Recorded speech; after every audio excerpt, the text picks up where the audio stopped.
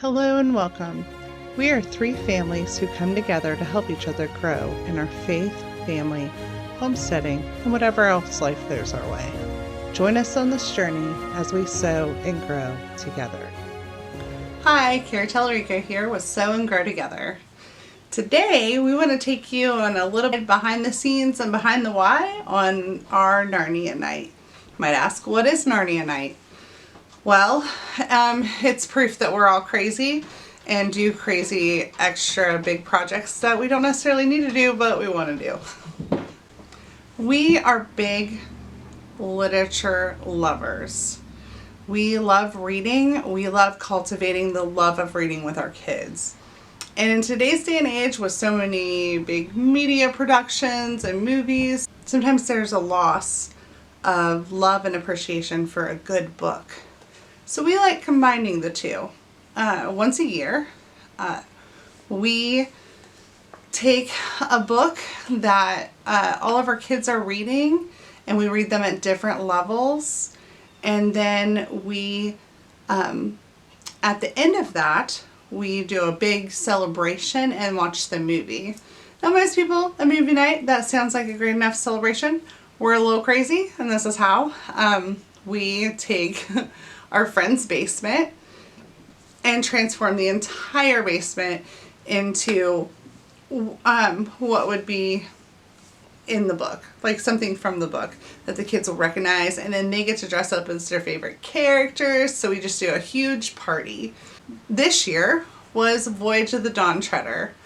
So our older kids, probably about 9 and up, they really benefited from just being able to read the book. Some of them, I think the Smiths, they read it all together as a family. Mine more independently read it. And then the Garcias are just a step younger. So she actually has a younger version of the book that's a little easier for them to comprehend, and a whole lot of pictures for them to go through. Some of the things that we do is we build these big cardboard projects. Like this year we built the Dawn Treader. We created the Magician's Castle, and we created Aslan's Land was our big primary focuses. We also did Aslan's Table, and the kids were able to have a big feast. So we're going to just share some of that with you guys. You guys may have seen the little short reel. If not, you should check it out. It's completely fun.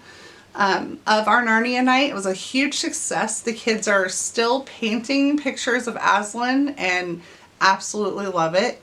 We always try to create a little take-home keepsake for them. This year they were able to get a little message in the bottle, and it had some sand and a shark tooth that they got to search for and put in there, along with a special message from Aslan in the book. And then of course they ended it off with getting to watch the movie on the big screen projected on the wall and have popcorn and, like I said, just dress up and just have a good time. So we thought we would just share some video clips and let you guys see how it turned out.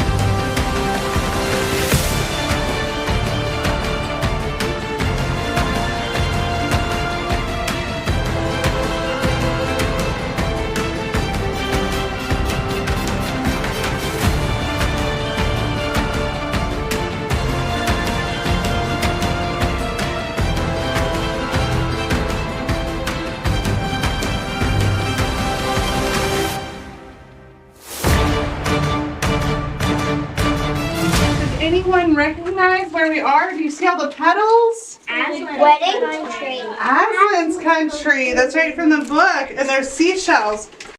This is like a little boat. Who would be in that little boat? Me. You, Reba Cheap. That's right. Who here is old enough to know who Aslan might actually be? I know. You think he's Jesus? I think that's a good. I think he's Jesus. All right, so we have two things. Aslan says a very special message. All right, you ready to listen? Listen. The first part of his message, he says, in your world, I have another name. And we figured out that name was? You must learn to know me by it. And then the rest of his message is right here. Because all of you guys are in Narnia right now, aren't you? Yeah? It says that was the very reason you were brought to Narnia. That by knowing me here a little, you may know me there. May know me better there from Aslan. So these are going to be your little messages in a bottle. But I want to talk to you about one thing. In this bucket right here, one at a time, you'll get to search and see if you can find a shark tooth to put into your bottle. And some things look like they might be shark teeth, but they might not be, so you gotta look. So, when you look in here, does anyone know how to get to know? We gotta learn to know God better, right? How do we get to know God better? What can we do? What's something that we can do to get to know God better? Read the Bible. Read the Bible. So just like you search for God when you're reading in the Bible, and you search for Him when you're looking around out here to see all the wonderful things He does for us, you have to search in here to see if you can find what fits in your bottle. Some things won't, but some things will. You may get one, but we're going to start a line.